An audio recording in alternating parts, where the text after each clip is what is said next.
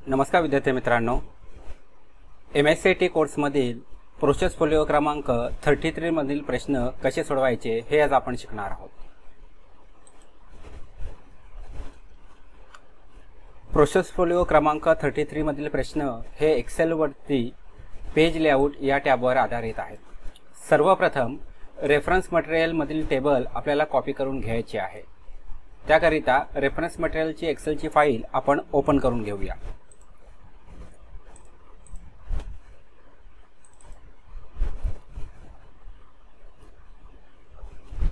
Reference material मधील दिलेल्या file मध्ये आपल्याला एक टेबल देण्यात आलेला आहे। प्रश्न क्रमांक 1 मध्ये सांगितल्याप्रमाणे रेफरन्स मटेरियल मधील टेबल कॉपी करून एका नवीन वर्कशीट मध्ये पेस्ट करायचा आहे। दिलेल्या टेबलला सिलेक्ट करून घ्या व Ctrl+C या शॉर्टकटच्या मदतीने कॉपी करा। एक नवीन वर्कशीट खाली न्यू शीट वर क्लिक करून घ्यायची आहे। त्यानंतर संबंधित टेबल जे आपण कॉपी केलं होतं त्याला Ctrl+V या शॉर्टकटच्या मदतीने पेस्ट करून घ्या। अशा प्रकारे आपलं टेबल जे आहे ते आपण कॉपी करून घेतलेलं आहे। पुढे आपल्याला सांगण्यात आलेलं आहे की इंटिग्रल थीम अप्लाय करायची आहे। सदर टेबलला इंटिग्रल थीम अप्लाय करण्यासाठी टेबलला सिलेक्ट करून घ्या व पेज लेआउट टॅब मध्ये जा। पेज लेआउट टॅब मध्ये तुम्हाला थीम नावाचं टूल दिसणार आहे, त्यावर क्लिक करा व त्यातील इंटिग्रल या थीमची निवड करा। अशा प्रकारे थीम आपण अप्लाय केलेली आहे। पुढे पेजचं मार्जिन नॅरो सेट करायला सांगण्यात आलेलं आहे। पेज मार्जिन चेक करण्यासाठी आपल्याला मार्जिन या टूलमध्ये जायचं आहे व त्यातील नॅरो या प्रकारच्या मार्जिनची निवड करायची आहे। पुढील प्रश्नामध्ये पेज ओरिएंटेशन लँडस्केप मध्ये बदलण्यासाठी सांगितलेलं आहे। पेजचं ओरिएंटेशन बदलण्यासाठी पेज लेआउट टॅब मध्ये ओरिएंटेशन या टूलची निवड करा व त्यातली लँडस्केप या ऑप्शनची निवड करा। अशा प्रकारे प्रश्न क्रमांक 1 मधील सर्व प्रॅक्टिकल्स आपण सोडवलेले आहेत। प्रश्न क्रमांक 2 मध्ये सांगितल्याप्रमाणे पेजची साईज लीगल सेट करायची आहे। पेजची साईज सेट करण्यासाठी पेज लेआउट टॅब मधील साईज या टूलची निवड करा व त्यातून लीगल या साईजची निवड करा।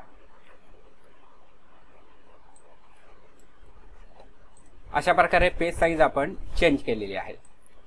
प्रश्न क्रमांक 3 मध्ये सांगितल्याप्रमाणे प्रिंट एरिया सेट करण्याकरता पाथ दाखवायचा आहे। प्रिंट एरिया सेट करण्यासाठी संबंधित एरियाला सिलेक्ट करून घ्या व सेट प्रिंट एरिया यावर क्लिक करायचं आहे आणि सेंड प्रिंट एरिया वरती क्लिक केलं की तुमचा सिलेक्ट केलेला एरियाच फक्त प्रिंट होणार आहे आणि त्यासाठीच या टूलबारचा वापर हा नेहमी केला जातो। तर आपल्याला फक्त इथे पाथ दाखवणं अपेक्षित आहे, आपल्याला क्लिक करायचं नाहीये। पुढील प्रश्न क्रमांक 4 मध्ये सांगितल्याप्रमाणे तुमच्या लोकल डिव्हाइस मधून कॉम्प्युटर बॅकग्राऊंड इमेज आपल्याला इन्सर्ट करायची आहे। त्याकरिता पेज लेआउट टॅब मध्ये जा, त्यात बॅकग्राऊंड नावाचं टूल देण्यात आलेलं आहे, त्यावर क्लिक करा व फ्रॉम फाईल म्हणजे आपल्या लोकल कॉम्प्युटर मधून आपल्याला फाईलची निवड करायची आहे। संदर्भ म्हणून डेस्कटॉपवरती आपण एक कॉम्प्युटरची फाईल सेव्ह केलेली आहे, त्याची निवड करूया व इन्सर्ट करूया। तुम्ही जर पाहिलं तर बॅकग्राऊंडला हे कॉम्प्युटरचं चित्र जे आहे ते आपल्याला आलेलं आहे। तर अशा पद्धतीने आपण बॅकग्राऊंड इमेज एक्सेल वर्कशीटमध्ये सेट करू शकतो। पुढील प्रश्न क्रमांक 5 मध्ये आपल्याला सांगितलेलं आहे तुम्ही एक डॉक्युमेंट प्रिंट करत आहात आणि तुम्हाला स्केल 80% ॲडजस्ट करायचा आहे। म्हणून डॉक्युमेंट प्रिंट करण्यापूर्वी पेजचे स्केल ॲडजस्ट करण्यासाठी आपल्याला पाथ दाखवायचा आहे। तर पेजचं स्केल हे पेजवरती व्यवस्थित प्रिंट होण्याकरता आपल्याला सेट करायचं असतं।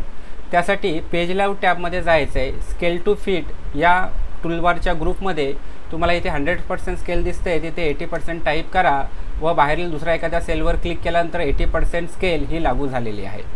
अशा प्रकारे स्केल आपण लागू करू शकतो। पुढील प्रश्न क्रमांक 6 मध्ये आपल्याला सांगण्यात आलेला आहे तुम्ही काम करत असलेल्या एक्सेल शीटमधून ग्रिड लाईन्स काढायचे आहेत। ग्रिड लाईन्स काढून टाकण्यासाठी आपल्याला व्ह्यू टॅबमध्ये जायचं आहे किंवा तुम्ही जर पाहिलं तर पेज लेआउटमध्ये सुद्धा तुम्हाला या ठिकाणी सिलेक्ट ऑप्शनचं टूल दिसतंय, त्यामध्ये ग्रिड लाईनमध्ये व्ह्यू जे आहे ते ऑन आहे, त्याला तुम्ही डिसिलेक्ट केल्यानंतर तुमच्या ग्रिड लाईन्स ज्या आहेत त्या निघून गेलेल्या आहेत। तर विद्यार्थी मित्रांनो, प्रोसेस फोलिओ क्रमांक 33 मधील प्रश्न अशा प्रकारे आपण सोडवून झालेले आहेत। तुम्ही देखील नक्की हे सर्व प्रश्न सोडवून पहा. धन्यवाद.